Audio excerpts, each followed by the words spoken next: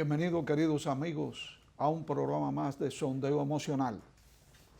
Como decimos todos los miércoles, Sondeo Emocional sale de 1:30 a 2:30 de la tarde y va a ser retransmitido esta noche alrededor de las 11 de la noche.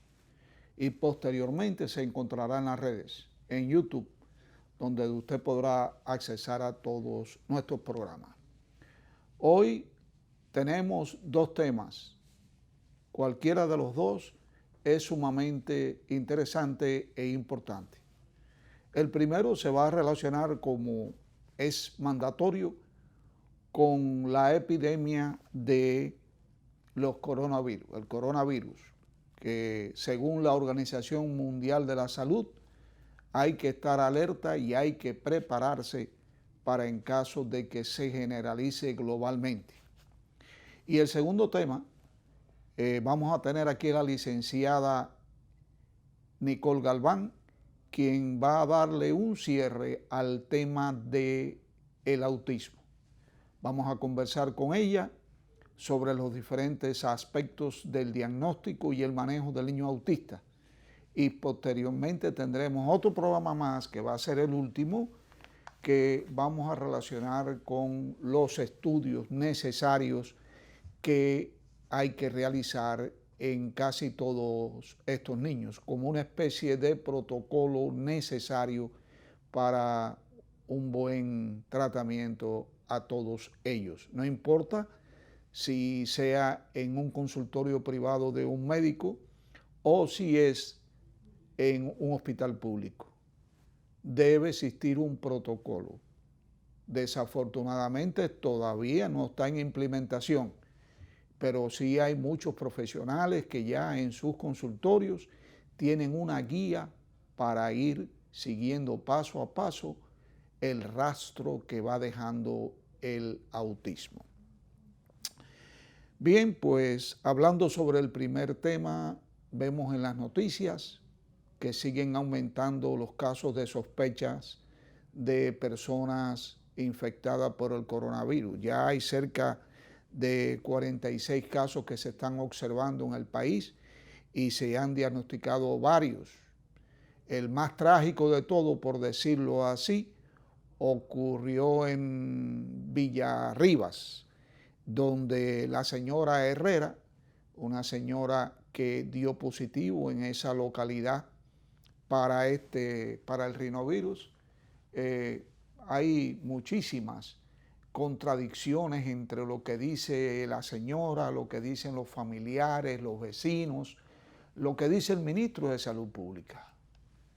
Estaba oyendo un programa recientemente donde se hacía mención al ministro de Salud Pública, que es alguien que ha estado en el cargo recientemente, y alguien le decía: fíjese, cerciórase y centre su atención en el problema de salud pública, en el problema de los coronavirus, en esta epidemia que se puede generalizar y convertirse en una pandemia.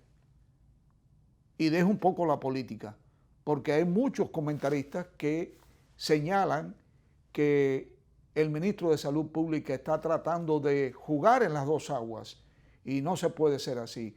Ante un eminente fenómeno que tenemos, muy contradictorio, y vamos a hablar de eso, el ministro de Salud Pública debe concentrarse en esta epidemia que está abarcando el mundo entero. Y según los comentaristas que han hablado de esto, que por favor que se concentre en la parte de salud pública y que deje la política para más adelante, para cuando estemos ya fuera de todo este inminente peligro, ¿verdad? Hoy tenemos las declaraciones del presidente de Estados Unidos, que ha sido una sorpresa para todo el mundo. Ha sido una sorpresa para los científicos del mundo, ha sido una sorpresa para los funcionarios de salud pública, para los médicos, hasta para sus mismos votantes, de que no debiéramos preocuparnos por el coronavirus, porque el coronavirus es una gripecita. Hay otros aquí en el país que también han dicho lo mismo. Y yo me pregunto, ¿por qué tenemos la tendencia a escuchar a gente que no sabe lo que está hablando? ¿Por qué no escuchamos a los científicos del mundo? ¿Por qué no escuchamos a todos estos virólogos, a todos estos personas que hasta se han especializado en virología molecular, que desde el año 1970 han venido estudiando los coronavirus? Yo converso con la gente de los colmados en el campo y la desinformación es tremenda. Y cada uno de ellos se cree poseedor de la verdad. Y cuando esto ocurre, usted tiene que darse cuenta que no se ha llevado a cabo una campaña oficial del gobierno donde aparezcan las noticias en forma de spots en todos los canales de televisión y en la radio. Estoy seguro que el gobierno no tendrá que pagar ni un solo centavo por estos anuncios que tienen que ver con la humanidad, que tienen que ver con el pueblo dominicano. Nadie quiere que esto se convierta en una pandemia. Nadie quiere que esto toque las costas de la República Dominicana. Pero ya está aquí entre nosotros. Mire el caso de la señora Herrera. La identifican como que está positivo para los coronavirus. El ministro, cuando habla de ella, dice que se escapó, que la señora se escapó del hospital. Una vez que la señora está en la casa, llegan a un acuerdo con ella para que se quede sola en su casa, que no salga. La señora vive sola. Ella accede a quedarse en su casa. Y unas horas más tarde, o un día más tarde, se aparecen a la casa de la señora en una forma brusca soldados y funcionarios de salud pública y la obligan a ir al hospital. Fíjense cuántas contradicciones. ¿Dónde está el protocolo? ¿Dónde está la medida que usted tiene que hacer cuando una persona sea detectada positivo para el coronavirus? Señores, no juguemos al gato y al ratón, por favor. Estamos frente a una epidemia que puede generalizarse y puede darnos duro, muy duro. Entonces, ¿qué vamos a esperar? ¿Al último momento, cuando en la República Dominicana se produzca un brote, que gracias a Dios no es el caso todavía? Alguien decía esta mañana, bueno, ¿y qué vamos a hacer con los dominicanos que están por el mundo? Porque ya Nueva York está, ya se han dado casos. ¿Qué va a pasar con todos esos dominicanos que están en Nueva York y que están en diferentes ciudades de Estados Unidos? ¿Qué vamos a hacer con ellos? ¿Vamos a suspender los vuelos entre la República Dominicana y Nueva York, por ejemplo? Entre la República Dominicana y Boston o Miami, que son las grandes ciudades donde más dominicanos hay. Bueno, si hay que hacer eso, hay que hacerlo, ¿verdad? Pero lo que no podemos es estar actuando sin un protocolo. Se habla de muchos protocolos por la televisión. Usted ve a muchas personas hablando y opinando sobre esto. Y puede ser que aquí no se produzca un brote. Aquí hemos tenido casos aislados. Pero con la experiencia de China, nosotros debemos aprender. O por lo menos debemos mirar hacia ellos y pensar qué es lo que están haciendo. Porque en China, a pesar de que se ha generalizado la epidemia, primero es el brote y después la epidemia y finalmente viene la pandemia cuando no se puede controlar. Ahora estamos en una epidemia que en China ya le ha costado la vida a miles y miles de personas y que hay miles y miles de personas contagiados con el virus. Y hay miles de personas sospechosos. Dicen las estadísticas que por cada persona infectada, por cada persona positiva para el coronavirus, hay 7 personas infectadas. Y hay quienes dicen, como Alex Bachman, quien es un científico dice que las cifras que se están dando en el mundo no son reales, que son 30 y 50 veces mayores lo que está ocurriendo en la realidad. Entonces usted no sabe a quién creerle. Y aquí mismo en este programa la semana pasada, yo decía, tenemos que escuchar al Departamento de Salud Pública de nuestro país. Tenemos que estar atentos a las medidas que nos dicen que debemos tomar y cuándo debemos tomarlas. Yo abogo por ese sistema, porque no podemos hacerle caso a todo el mundo porque nos volvemos locos de verdad. Pero cuando el ministro de Salud Pública no tiene un protocolo para manejar a una mujer y tiene que recurrir a la fuerza y a una serie de medidas contradictorias, porque si esa persona se escapó realmente del hospital y fue a su casa, ¿a cuántas personas en el transcurso del trayecto esa persona pudo haber contaminado? Después en la casa no sabemos si la visitaron, sabemos que vive sola, pero ¿cuántas personas fueron a la casa y pudieron contaminarse con esta señora? Entonces el protocolo es importante, tenemos que tenerlo y aplicarlo en todo el mundo, sea quien sea. Cuando usted ve el caso de China, por ejemplo, que lo estaba señalando anteriormente, usted se da cuenta que la ciudad es un desierto, que no hay nadie en las calles, que las personas están recluidas en sus apartamentos, en sus casas, y que han obedecido por las buenas o por las malas. Entonces, ¿quiénes dicen de que esto ha sido creado, que este virus ha sido creado en un laboratorio de Wuhan y que se lanzó intencionalmente? Entonces, ¿por qué China ahora está tan apurada? Si es verdad que China lo lanzó a su país, ¿por qué no lo deja correr? Esa no era la intención. Entonces, de alguna manera, nosotros tenemos que llegar a la conclusión de que esto, de una forma o de otra, se ha ido de las manos. Y es un coronavirus y nosotros todos los años tenemos infecciones por coronavirus. Perfecto. Y nos da un catarro más fuerte, menos fuerte. Perfecto, eso es cierto. Pero esta es una nueva cepa de coronavirus. Contra esta cepa nosotros no tenemos vacuna. Esta cepa los médicos no la saben manejar todavía. Y están aprendiendo con los pacientes, por los pacientes que se están enfermando. Entonces, de alguna manera, nosotros tenemos que ponerle atención a esta epidemia. Tenemos que tratar de que en la República Dominicana no ocurra un brote. Y la única manera de poderlo hacer es cercando todos los puertos de la República Dominicana y no dejando entrar aquí a deambular por las calles, en los hoteles, a personas que están positivas para el coronavirus. Se dice que aquí no se puede hablar todavía de una pandemia, y es cierto.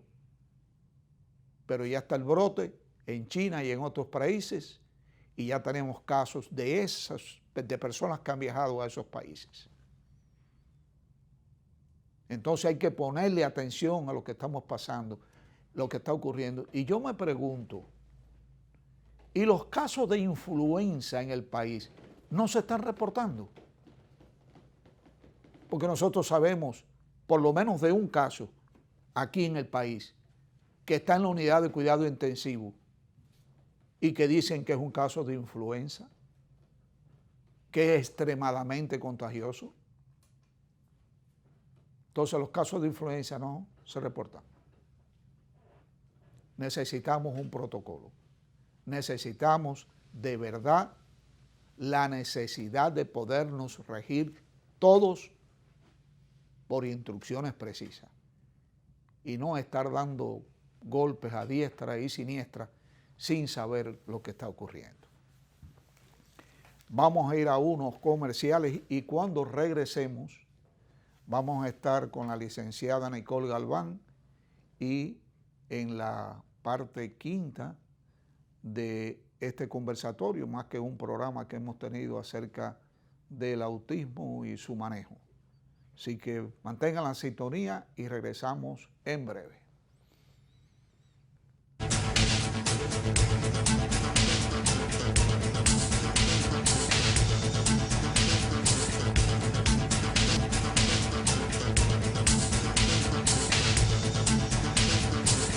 Bienvenidos, queridos amigos. Nos encontramos aquí en Sondeo Emocional con la licenciada Nicole Galván.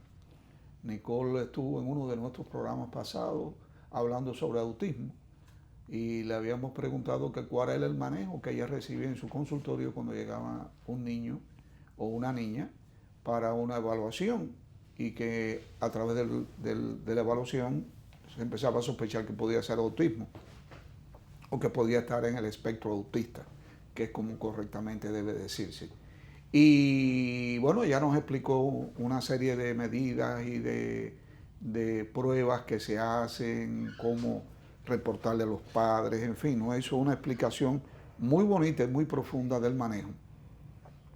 Ahora la tenemos aquí de nuevo porque vamos a tratar de terminar con todo lo que es necesario realizar con uno de estos niños autistas, especialmente con niños que ni siquiera se sospecha el que puede hacer autismo. Así que vamos a darle una bienvenida a Nicole. Nicole, bienvenida aquí por estar con nosotros, ¿verdad? Ayer mismo yo me recordé muchísimo de ti porque tenía un paciente mío delante y yo decía, bueno, pero yo recuerdo que una vez me dijiste, si ves a alguien raro, piensa en esto y piensa en lo otro. Entonces pensé en algo raro, y digo, este muchacho tiene algo raro, y pensé en autismo.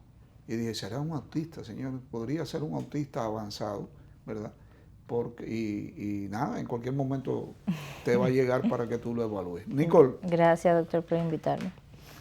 Es un placer. Nicole, últimamente se ha manejado mucho el concepto de la genética en los niños con autismo. Sabemos que eres una fiel creyente de que hay que registrarlos por todas partes. Y como parte de un diagnóstico diferencial, muchísimos profesionales en el país y en el mundo se aventuran a recomendarle a los padres que es necesario hacer una investigación más fuerte. Y sabemos también que entre los últimos descubrimientos se ha producido un despertar en que hay muchísimos genes que están tomando parte en este proceso. ¿Qué nos puedes decir al respecto? Realmente la parte genética es parte del protocolo de evaluación de autismo, porque también se han asociado algunos síndromes que pueden producir o simular síntomas del autismo, o sea, que viene un autismo secundario a ciertos síndromes. Sí, y también en los casos, por ejemplo, en las familias donde hay un caso de un trastorno del desarrollo, no necesariamente el autismo, hay más probabilidad de tener un niño con otra condición o con cierta condición dentro del mismo trastorno del desarrollo. Entonces eso es lo que nos abre a pensar que puede ser algo genético. Entonces los últimos estudios del que usted está hablando detectaron o asociaron alrededor de 102 genes asociados al diagnóstico de autismo. Todavía no hay nada concluyente, no pueden decir que es una cadena de genes o que es realmente algo que está pasando, pero cada vez más las investigaciones se acercan a que realmente hay alguna condición genética que está afectando a estos niños. ¿Por qué se tiene que hacer ese diagnóstico diferencial cuando hay algún síndrome que puede estar provocando, simulando los síntomas de autismo? Porque la evolución puede ser diferente. Entonces tenemos un niño ya con una condición que vino de base y que posiblemente a ese niño, a ese típico niño que tiene el trastorno del desarrollo de autismo, va a reaccionar diferentes a las terapias. Porque, por ejemplo, si viene secundario a una condición, posiblemente lo que uno siempre va a ver es la condición y no va a tener esa misma evolución cuando uno entra a trabajar con un niño que tiene el trastorno espectro autista. Lo que sí se sabe del trastorno espectro autista es que cuando se empieza a estimular y empiezan las terapias, ellos responden y empiezan a adquirir habilidades, no tan rápido como los otros niños que no tienen ninguna condición, pero empiezan a responder. Entonces, cuando uno empieza y trabaja con un niño que tiene estos síntomas de autismo, pero secundario a un síndrome genético, a veces el avance puede ser un poquito más lento. Y si uno no tiene eso por lo menos claro, tanto el padre, la terapeuta que esté trabajando se pueden llegar a frustrar pensando que lo que están haciendo no está funcionando, sino que el curso puede ser un poquito más lento. Cuando se hace un diagnóstico de un trastorno genético, cualquiera que sea, que pueda estar simulando conductas autistas, por ejemplo, ¿en qué varía el avance del niño o no? ¿En qué varía el tratamiento? ¿Cuáles son las expectativas para los padres, para el terapista, ante aquel niño que se le hace el cariotipo y no presenta ningún tipo de anormalidad? Lo voy a poner con un ejemplo. Se han visto muchos casos, hay una comorbilidad muy grande entre el síndrome de Down y autismo. O sea, hay muchos casos de niños que tienen síndrome de Down que también tienen muchísimas características y muchísimos rasgos también de autismo. Entonces, cuando eso pasa, pongo el síndrome de Down porque uno de los síndromes más conocidos que las personas pueden tal vez asociar más fácil. Uno siempre empieza con la condición que ya se ha comprobado, que se empieza la educación con papá de lo que es el síndrome de Down. Y se empieza a trabajar con ese niño, con esa condición, pero aparte también se le añaden terapias y un programa para disminuir esos síntomas de autismo.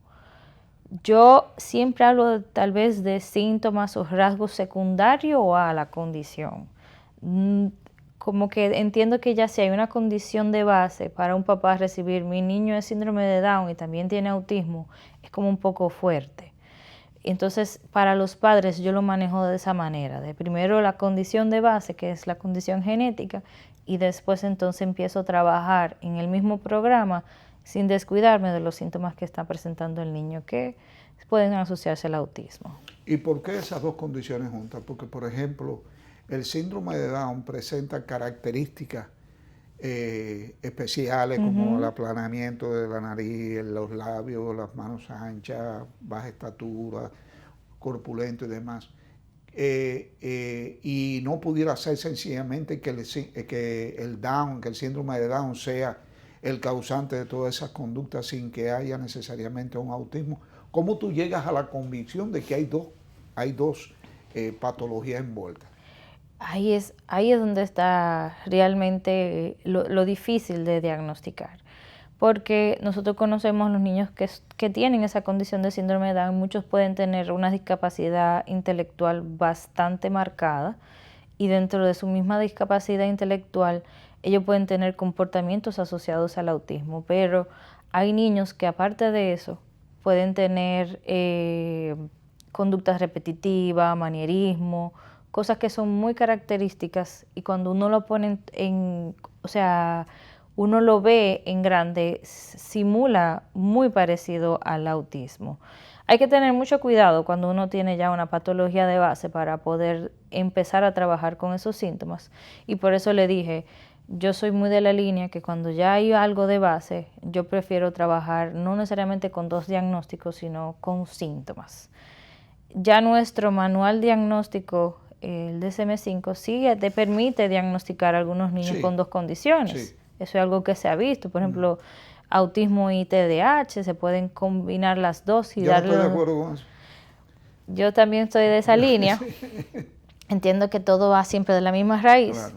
Y uno trabaja en base a síntomas. Por lo menos así me estoy manejando yo personalmente. Eso ya es opinión personal. Sí, sí, claro, una opinión personal basada en una experiencia de uno. Basado en la experiencia, exacto. Sí, porque por ejemplo, yo le digo muchísimo a los padres, vamos a quedarnos con algo específico y vamos a ver cómo podemos mejorar esto para hacer después. Pero bueno, eso está en el DSM-5. Sí. Era como yo decía anteriormente, ¿por qué no escuchamos a la gente que sabe? ¿Por qué queremos contradecir? Bueno, pues me imagino que quienes escriben el DSM-5 tienen mucha más experiencia que nosotros. Sí. Y eso ha sido fruto de discusiones. Entonces, aunque no lo entendamos, tenemos. Ahora bien, yo siempre le digo a los padres, Nicole, lo más importante no es tener síntomas de nada en específico. Lo más importante es llenar un criterio, que es la base del DSM-5. El DSM-5, para tú hacer un diagnóstico, tú sabes bien que tienes que llenar una serie de criterios. Sí, para entonces poder decir, bueno, estamos ubicados aquí. Se me ocurre preguntarte, ¿no has tenido en tu consultorio algún caso que te haya venido y que haya venido con un diagnóstico y hayas empezado a manejarlo y de pronto has dicho, bueno, pero déjame hacerle el cariotipo? ¡Pum! Y cuando viene el resultado, viene un diagnóstico totalmente diferente. ¿Qué se hace allí? Estamos hablando de padres que quizás se hayan pasado años pensando que su hija o su niña tenga un trastorno y tú tienes que demostrarle que no es así. ¿Cómo tú manejas esa situación? Son situaciones difíciles realmente, porque ya cuando un padre ha aceptado un diagnóstico o que ha empezado a trabajar en base a un diagnóstico, a veces ellos sienten paz de saber lo que está pasando con su hijo. Cuando uno viene y le hace el cambio totalmente de lo que está pasando, para ellos puede ser desconcertante. Es verdad. Pero siempre está en que son cosas que pueden pasar. Realmente es un protocolo que no siempre se cumplió y que ahora es que estamos más conscientes de que hay una necesidad de evaluar lo genético. Y así mismo como nosotros le estamos dando un diagnóstico a esos niños de autismo, puede ser que la ciencia en algún momento nos pruebe de que eso es otra condición. Entonces, siempre se habla de que no necesariamente los diagnósticos son definitivos hasta que no haya algo, vamos a decir, una prueba diagnóstica específica. Y en el momento que la haya, todo eso puede cambiar. Claro que hasta sí. Niños que están diagnosticados y ya sí existe una prueba diagnóstica específica van a cambiar. Entonces, por eso es que uno siempre está cambiando y por eso también nuestro manual diagnóstico está cambiando, Sí, cambia de porque que la ciencia va avanzando Claro y sí. la manera en cómo nosotros podemos llegar a esa conclusión también cambia, nuestros métodos. Doctor, quería añadirle algo, porque usted sabe que parte de la medicina, como se maneja, es, o por lo menos no aquí, en otros países un poquito más avanzados, en base a las aseguradoras, o sea, que qué te puede a ti aprobar un seguro o qué tú puedes solicitar. Y cuando un niño tenía una condición, por ejemplo, de autismo y también tenía una comorbilidad con el TDAH, puede ser que necesite 2 tipos de tratamiento diferentes. Entonces, para solicitarlo al seguro, si no había evidencia de que eso también estaba, no podía solicitar esas acomodaciones o no podía solicitar esos servicios. Entonces, tal vez por eso es que se está manejando así en otros países. Pero aquí todavía existe cierta flexibilidad para adquirir los servicios médicos y de salud. Nosotros tenemos un caso así, un caso que yo le diagnostiqué aquí esquizoide, y él fue a Estados Unidos y allá la psicóloga dijo que era autista. Y cuando resumió, pero yo soy autista. Digo, no, pero espérate. Entonces llegamos a la conclusión de que la psicóloga, para ayudar con el problema del seguro, le puso autista, que es la forma más avanzada, o sea, que el esquizoide es la forma más avanzada de un autista, cabe perfectamente. Caben perfectamente. Y de esa manera lo pudo ayudar. Tú sabes que eso que dijiste de que cuando uno llega con algo objetivo, como es un estudio genético donde se prueba de que hay una anormalidad genética o de cualquier otra índole, los padres sienten un alivio cuando al fin ven la realidad. Y yo tuve un caso de eso donde también diagnostiqué que era un esquizoide pero revisando el historial clínico me di cuenta que no le habíamos hecho un cariotipo. Entonces empecé a mirar el papá, raro. Empecé a mirar al hermano, más raro. Y dije, vamos a hacer un cariotipo. Y resultó que el muchacho salió con el síndrome del superhombre, genéticamente probado. Y los padres dieron un cambio tan grande, no solamente hacia el joven, hacia su hijo, que al fin sabían de verdad qué es lo que era, ¿no? Sino también que salvó nuestra reputación, porque se lo habían llevado muchísima gente y es verdad que el muchacho tenía otras características de violencia. Ese fue el niño que en el consultorio me cayó a golpe, que me dio una mano de golpe tremenda y yo lo que tuve fue que pedir ayuda. Entonces, sí, es importante y los padres sienten un gran alivio porque nuestros diagnósticos pueden ser diagnósticos cambiantes, como tú señalaste, y son en la mayoría de las veces subjetivos. Subjetivos, no es como decir, tengo fiebre y revisé la garganta y tienes una amigdalitis, ¡pum!, eso es lo que es.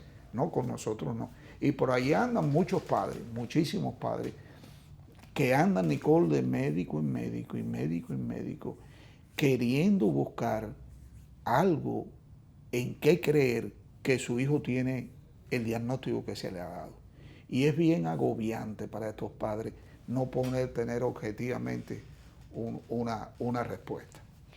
Y también me ha pasado, doctor, padres que a veces los criterios están, que son muy evidentes, y que dentro del mismo proceso de aceptación y duelo del papá buscan más de una opinión. Sí. Y en esas opiniones pueden variar.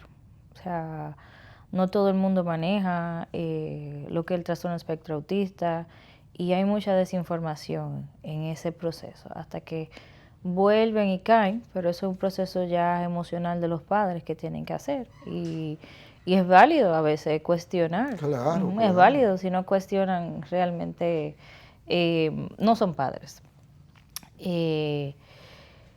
Porque a nadie le gusta que le digan que el niño tiene una condición y si es mejor pensar a veces que el otro se está equivocando, es más fácil.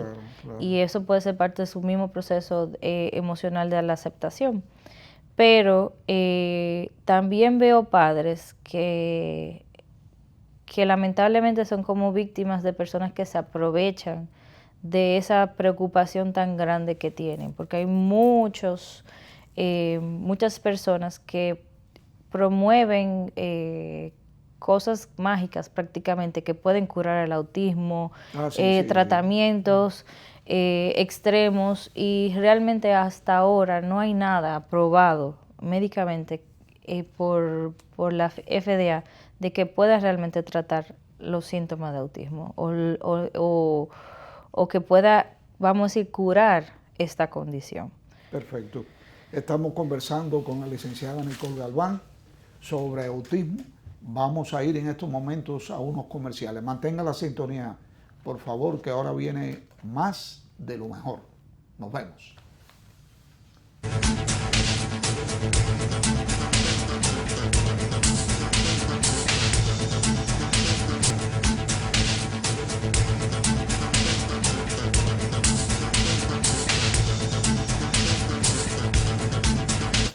Bien, queridos amigos, aquí divirtiéndonos con la licenciada Nicole Galván.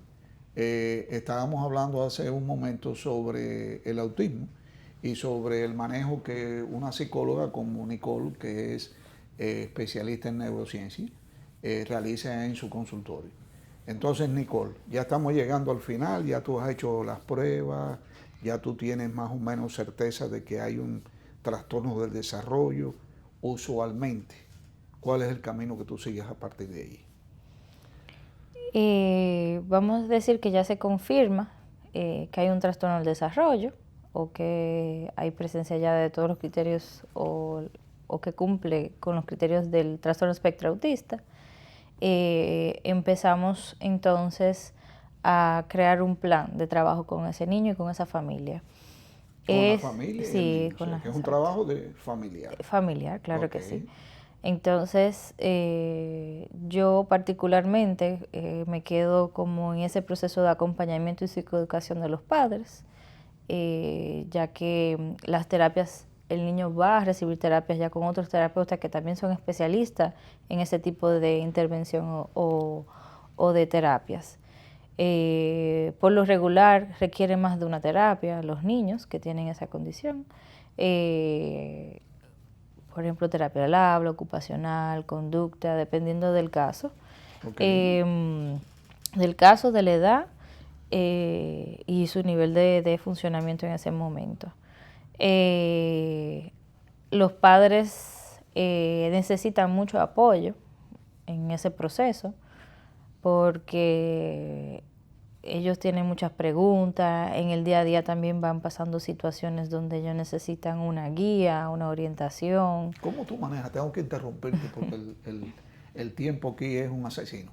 ¿Qué tú le aconsejas a una mamá, a una pareja que no tenga hijos y tenga la desdicha, digámoslo así, de tener un niño autista y vengan a decirte, debemos tener otro niño? ¿Cuál sería tu consejo? Yo realmente recomendaría para la tranquilidad de ellos que empiecen entonces la evaluación genética.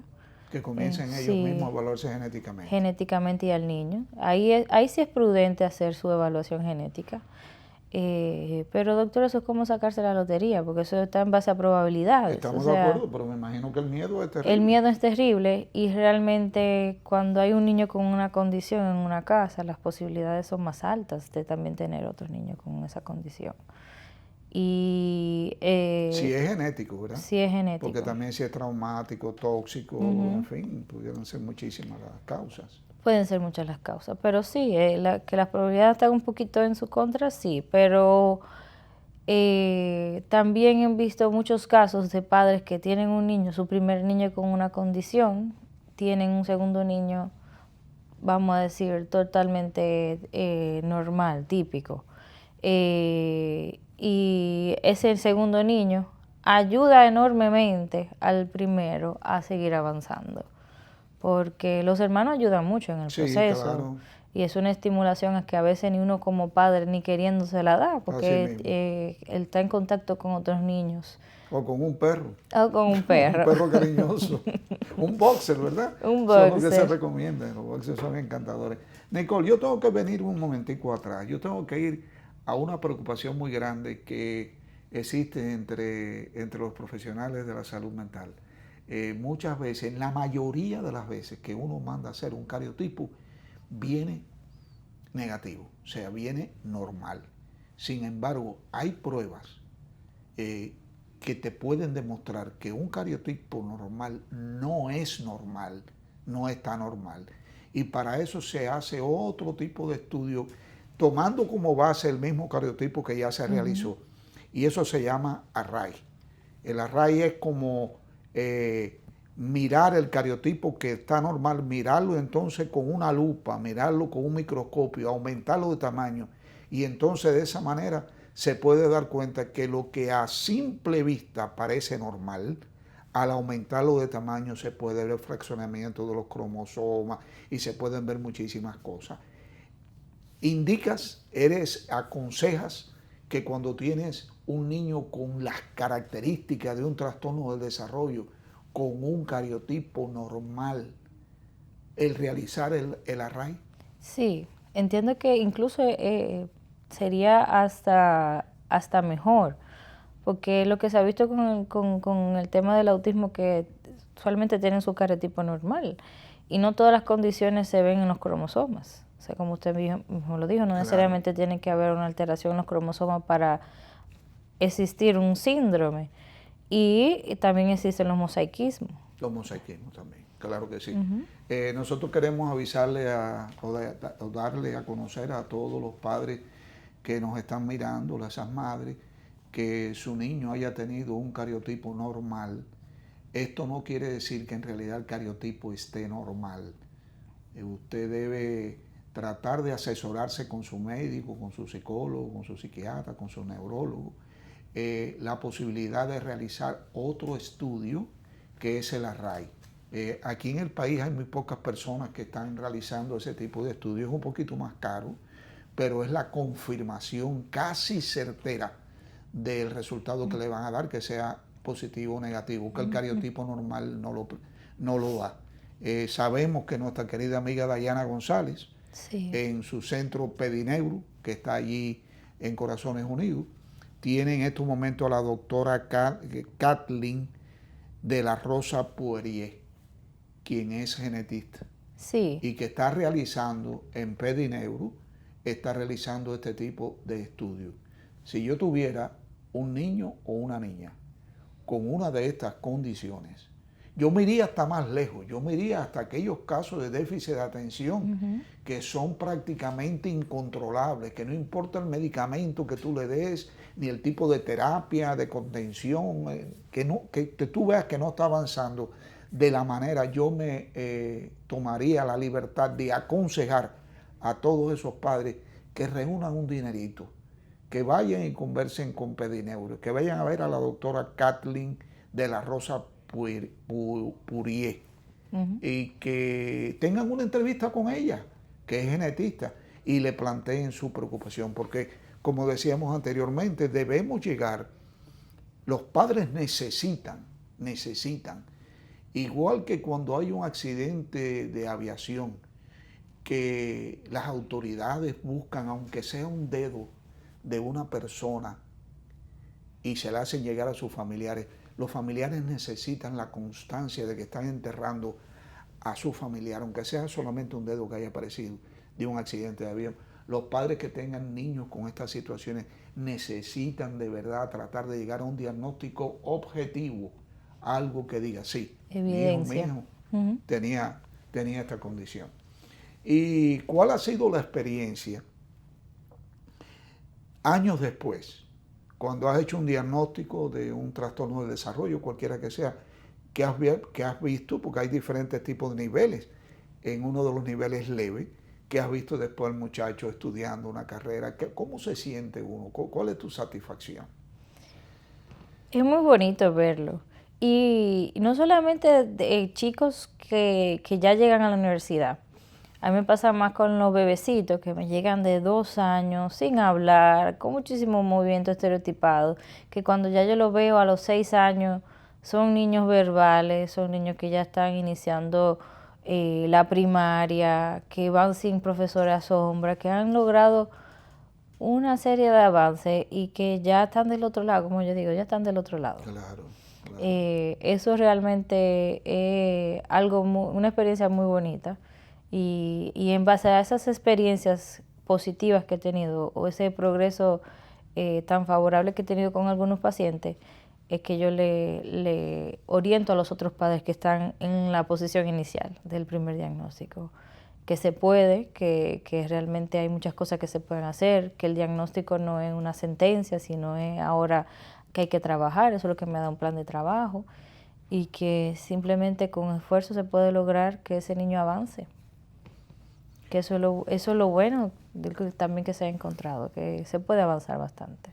Sondeo emocional se caracteriza por tratar de enseñar, por tratar de hacerle llegar a los padres señales de alarma, por tratar de que aprendamos todos juntos en este proceso de diagnóstico y sobre todo de llegar tempranamente a los profesionales que se ocupan de estas situaciones. Esa mamá que te está mirando ahí en tu cámara, ese papá que te está mirando en esta cámara, ¿qué señales de alarma tú pudieras decirle que deben prestar mucha atención en un niño, no sé, un niño de 6 meses, de 1 año, de 2 años, no sé? ¿Qué es lo que ellos tienen que mirar? Que si su niño o su niña está actuando de esa forma, ¿a dónde deben acudir? Pasado ya los 12 meses de edad, que el niño no responda al nombre, que el niño tenga movimientos repetitivos, estereotipados, que no tenga palabras funcionales, o sea, que no pida, por ejemplo, mamá, leche, agua. Por lo menos a los 12 meses ya debería tener unas 5 palabritas el bebé. Que el niño preste más atención, por ejemplo, a los objetos que a los estímulos sociales. esos son, vamos a decir, los grandes indicadores de que algo está pasando. Hay otros indicadores, por ejemplo, ya cuando son niños un poco más funcionales o vamos a decir que se detectan a otra edad. En la primaria, por ejemplo, cuando ya empiezan el primer grado, cuando la maestra se queja mucho de problemas conductuales, de que no se está integrando bien, de que los otros niños los rechazan, también pueden ser síntomas de alarma. Yo entiendo de que ante cualquier duda, lo primero que uno tiene que buscar ayuda, ir donde un profesional que lo oriente, porque a tiempo esto se puede realmente trabajar y mejorar. Ok, Nicole, pues nada, te damos las gracias por estar aquí con nosotros.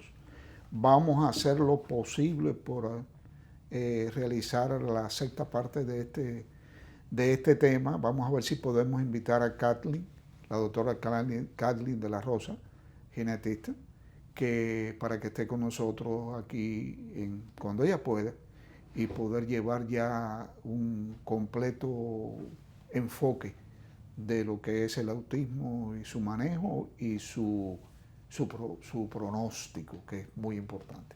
Gracias, Nicole. Siempre a usted por invitarme. Muchas gracias. Y a ustedes, queridos amigos, nos despedimos. Hasta la próxima semana, aquí en Teleimpacto, canal 22 y 52, a la 1:30 de la tarde. No se lo pierda. Ahora nos vamos, pero nos vemos. Muchas gracias.